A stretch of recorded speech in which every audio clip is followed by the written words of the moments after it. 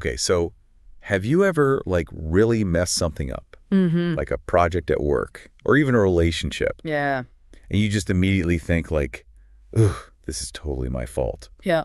Even if, logically it wasn't all on you. Happens all the time. Well, that's exactly what we're diving into today. Self-blame. Self-blame is like this super common human thing, but it can really mess with your head. Right. And we're going to figure out why we do it, what it does to us, and how to like stop beating ourselves up so much. Absolutely. It's definitely possible to get better at this. Because like think about Batman, Yeah. After his parents were murdered, Tragic. he kind of blames himself at first. Well, right. Like he could have done something. Yeah, it's that need to make sense of horrible stuff. Makes sense. And often we just turn inwards. Right. And that's where the self-blame kicks in. Exactly. It's interesting because this urge to blame ourselves, it often comes from a place that almost seems, rational at first. Okay. Think about it. Sometimes, isn't it just easier to blame yourself than to confront someone else? Yeah, like avoiding a fight.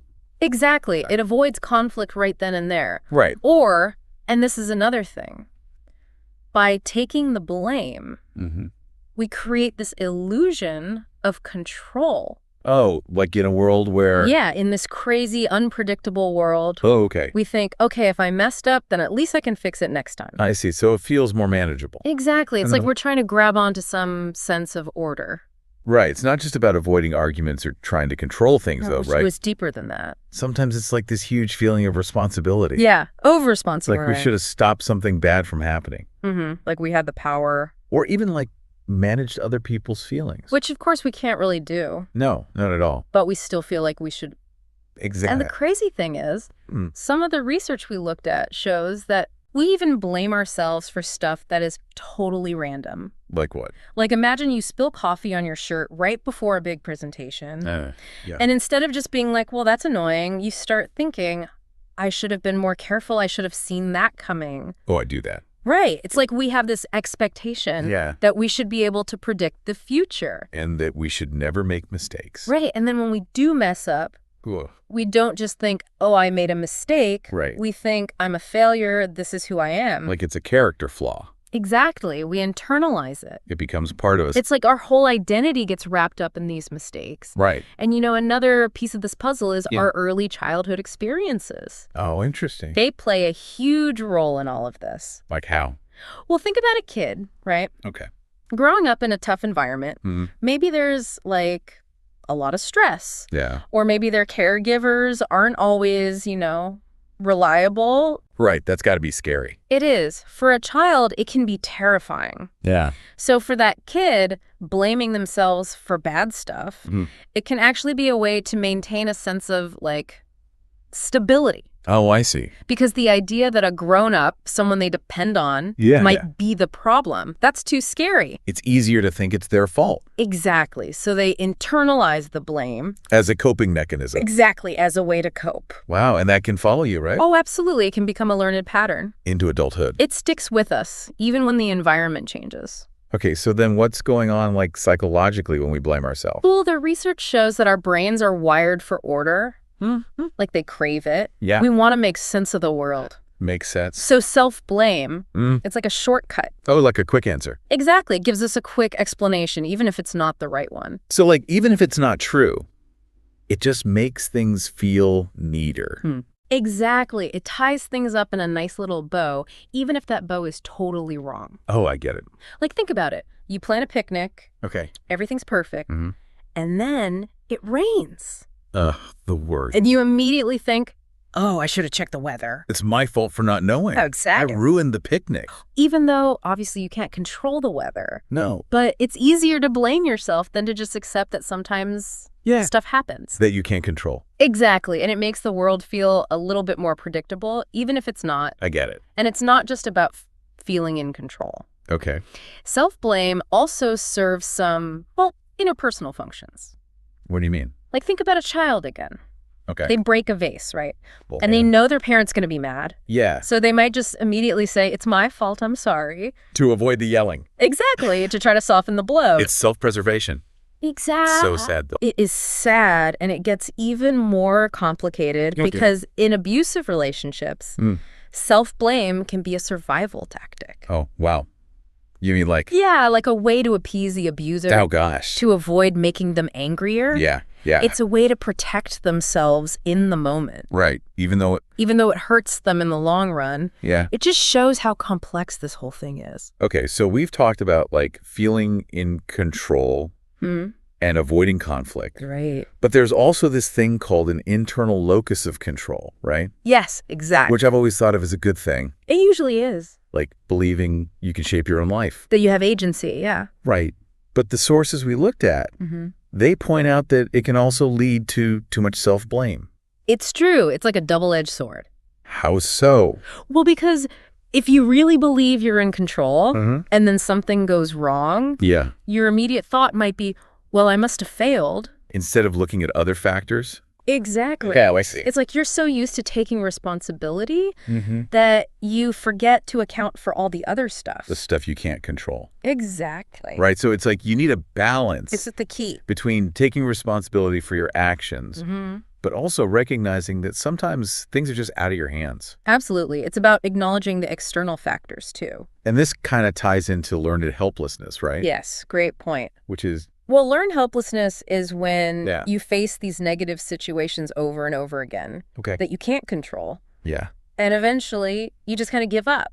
You feel helpless. Exactly, because you start to believe that you're just inherently incapable. Oh, that's so sad. It is, and self-blame becomes the explanation. Oh, you mean like, Yeah, like if you've tried to quit smoking a bunch of times and you haven't been able to, yeah. you might start thinking, oh, it's my fault, I just lack willpower. Instead of realizing how addictive nicotine is? Exactly. You blame your character instead of acknowledging the real difficulty. Right.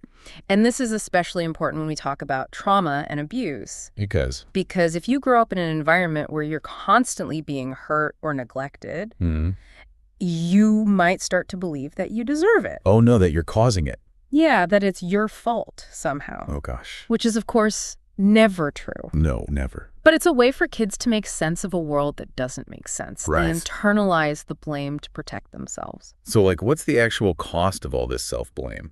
Well, the research is really clear on this. Yeah. Self-blame takes a huge toll on our mental health. In what ways?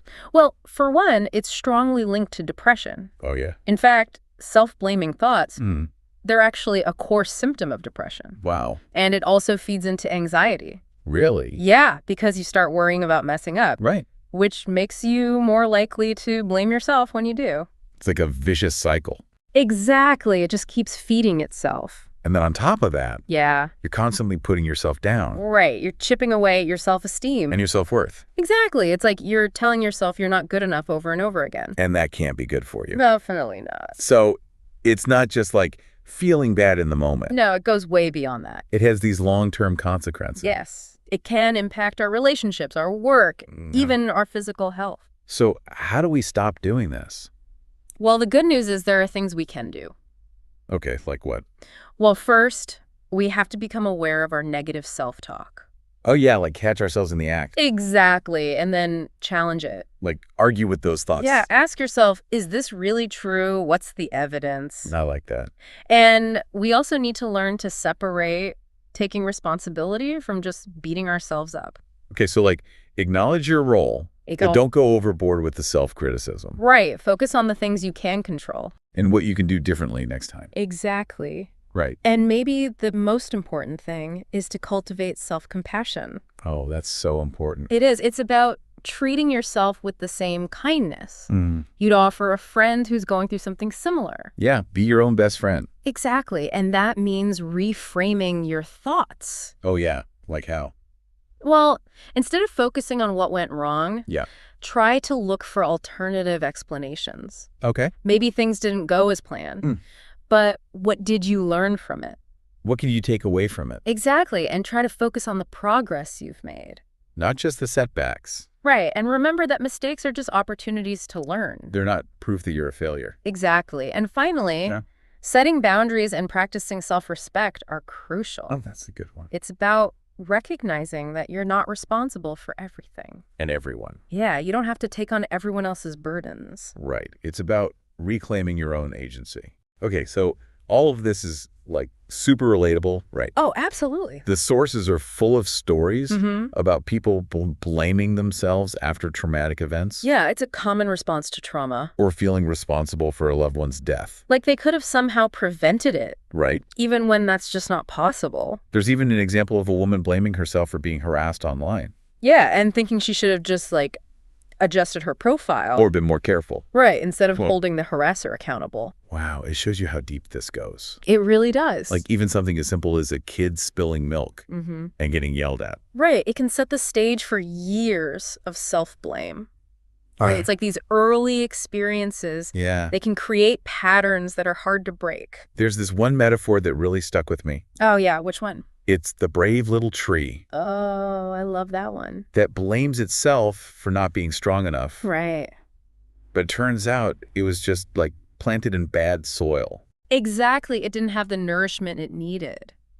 But it's blaming itself. It's a perfect illustration of how we can internalize blame Yeah. without even considering the external factors. Okay, so just to recap, Mm-hmm. self-blame is incredibly common. Almost everyone does it, Right. And it's often tied to this need for control. especially after we've been through something difficult But it's also incredibly damaging.